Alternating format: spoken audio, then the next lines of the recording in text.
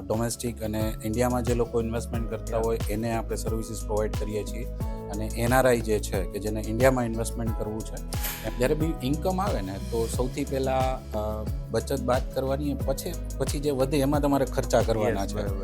પૈસાદાર થવા માટે ઇન્વેસ્ટમેન્ટ નથી કરવાનું. ઇન્વેસ્ટમેન્ટ તમારી આવનારી જરૂરિયાતોને પૂરી કરવા માટે.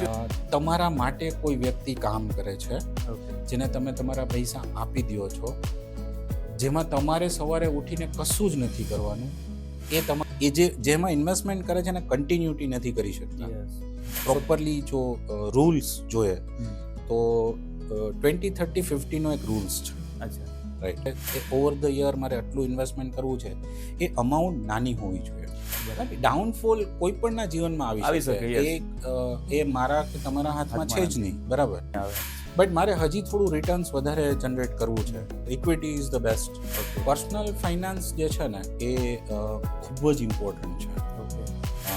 એ છે ને જે નથી કરવા જેવા ખર્ચા, બરાબર, એ કરાવે. કોઈ પણ પ્રોડક્ટ છે ને એ મેઝરેબલ હોવી જોઈએ. તો તમારી જે ઇન્કમ છે ને 30% વધારે ઈએમઆઈ વધવું નહીં જોઈએ.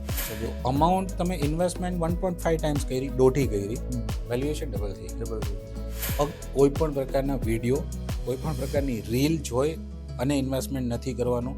તો જે જગ્યાએ તમે છો એના કરતાં જે મોંઘવારી છે એનાથી વધારે રિટર્ન મળવું જોઈએ. બાળકો માટે એસઆઈપી 110% થાય.